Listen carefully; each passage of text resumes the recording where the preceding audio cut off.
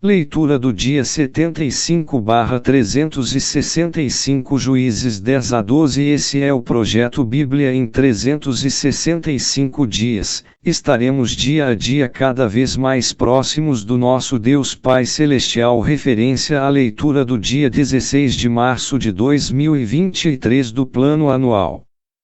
Juízes 10.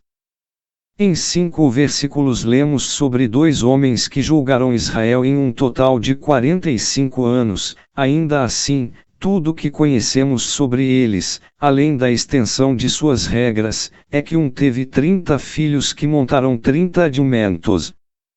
O que você tem feito para Deus que vale a pena ressaltar? Quando sua vida terminar, será que as pessoas lembrarão mais do que havia em sua conta bancária ou o número de anos que você viveu? As explicações sobre Baal e Astarote estão nas notas sobre 2, 1 a 15 e 3, 7. Os deuses da Sina e de Sidom eram muito parecidos. O de Moabe e Amon era o de Quemos. As divindades dos filisteus eram Dagon e Astarote. Azerá e Baal-Zebu.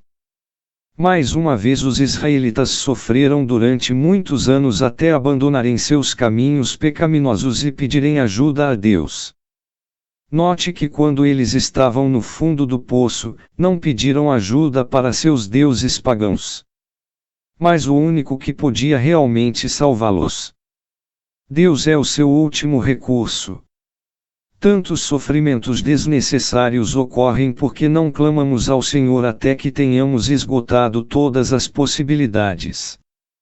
Ao invés de esperar que a situação se torne desesperadora, busque a Deus em primeiro lugar. Ele tem os meios necessários para resolver qualquer tipo de problema. Estes versículos mostram quão difícil pode ser o seguir a Deus durante o longo trajeto da vida. Os israelitas pareciam sempre se esquecer do Senhor quando as coisas estavam bem.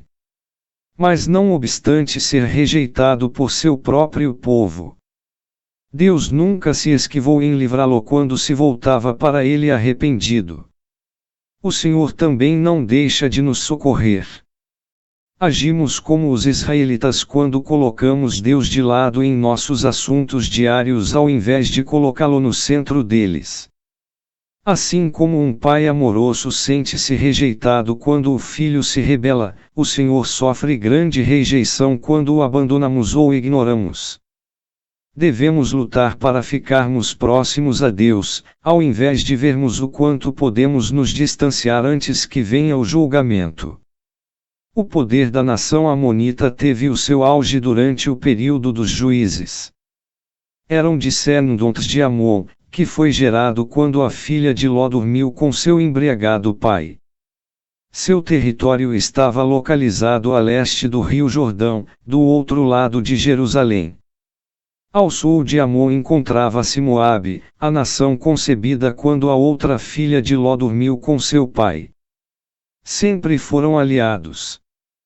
Derrotar estas nações constituía uma grande dificuldade.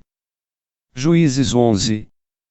Jefté, filho bastardo de Gileade, foi expulso de casa por seus meio-irmãos. Sofreu por causa da decisão de outras pessoas e não por algum mal que tenha cometido. Ainda assim, a despeito da rejeição de seus entes queridos, Deus o usou. Se você sofre alguma injustiça, não culpe alguém e nem fique desencorajado.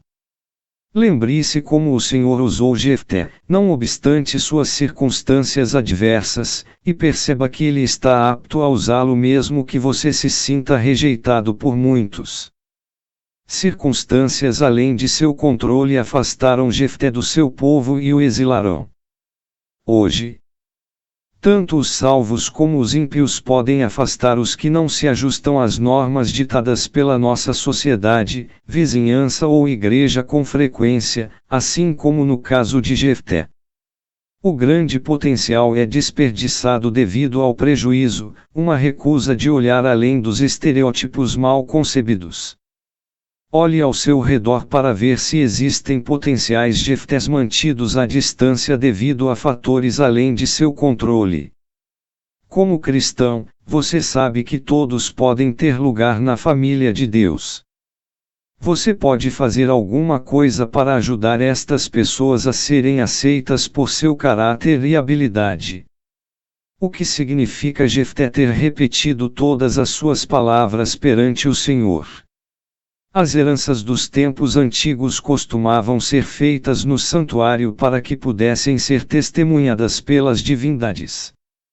Com frequência uma cópia por escrito era também depositada no santuário. Isto parecia uma cerimônia de coroação para Jefté. Jefté enviou mensageiros para o rei Amonita, desejoso de saber por que os israelitas de Gileade eram atacados. O monarca respondeu que Israel roubará a sua terra e a queria de volta. Jefté enviou outra mensagem ao rei. Nela ele deu 3 argumentos contra a sua reivindicação. 1. Em primeiro lugar, Gileade nunca fora dos Amaritas, porque os israelitas a conquistaram dos amorreus. 2. Israel possuía a terra concedida por Deus. E Amon era dono da terra dada pelo seu Deus, e 3. Ninguém contestava a propriedade da terra desde a sua conquista. 300 anos antes. Para crédito de Jefté, ele tentou resolver o problema sem derramamento de sangue. Mas o rei de Amon ignorou esta mensagem e preparou suas tropas para a batalha. Com o passar dos anos, o povo de Israel teve muitos juízes para liderá-lo. Mas Jefté reconheceu o Senhor como o verdadeiro juiz, o único que poderia realmente guiá-los e ajudá-los a conquistar os inimigos invasores. De acordo com as leis de Deus, um voto era uma promessa ao Senhor que não deveria ser quebrada. Ele valia tanto quanto um contrato por escrito. Muitas pessoas faziam votos nos tempos bíblicos.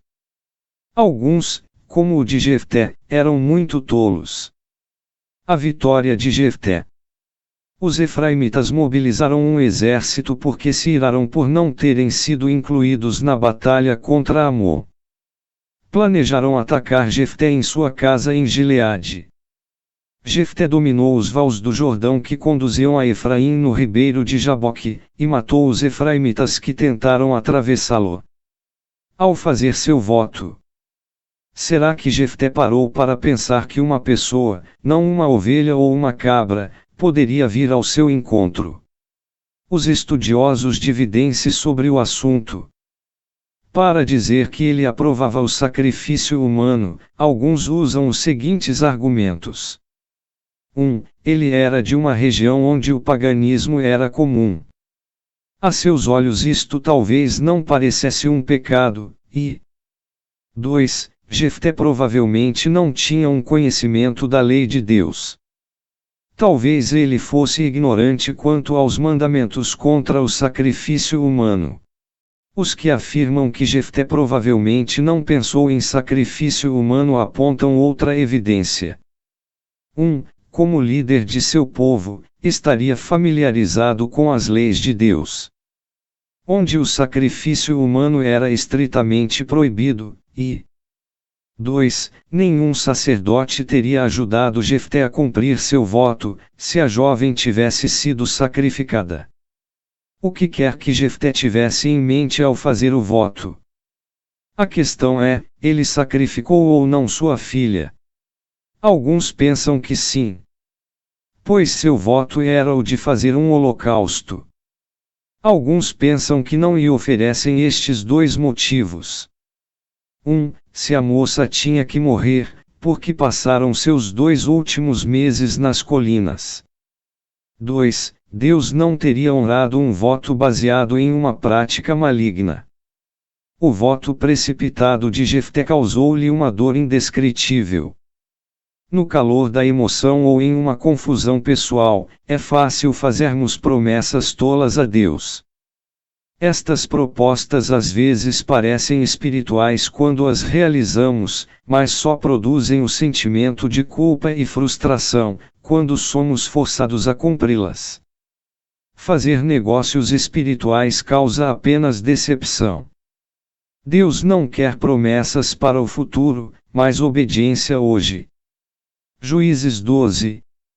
Israel acabara de ganhar a grande batalha, mas em vez de alegrar-se, houve intolerância e discussão. A tribo de Efraim estava furiosa e com ciúme, porque não fora convidada para a luta, embora Jefté tenha afirmado que os convocará. Os insultos dos efraimitas encolerizaram Jefté, que chamou suas tropas e matou 42.000 homens de Efraim. Ele costumava conversar antes de agir, mas desta vez sua vingança foi rápida. Foi um ato doloroso para Israel, e teria sido evitado, se houvesse bom senso. Insultar os outros e dar lugar ao ciúme não são as respostas corretas quando nos sentimos excluídos. E vingar-se por um insulto é igualmente errado e o preço a ser pago é muito alto. Os efraimitas causaram problemas a Jefté assim como aborrecerão a Gideão. Ele ocupou a parte rasa do Jordão, na fronteira de Efraim, e derrotou seus compatriotas ao cruzarem o rio. Ele usou um teste de pronúncia, shibolete é a palavra usada para corrente. Os efraimitas pronunciavam o CH como S, então o exército de Jefté pôde identificá-los facilmente. Pouco é sabido sobre estes 3 juízes ou sua importância. O grande número de filhos idumênicos é uma indicação da riqueza destes homens.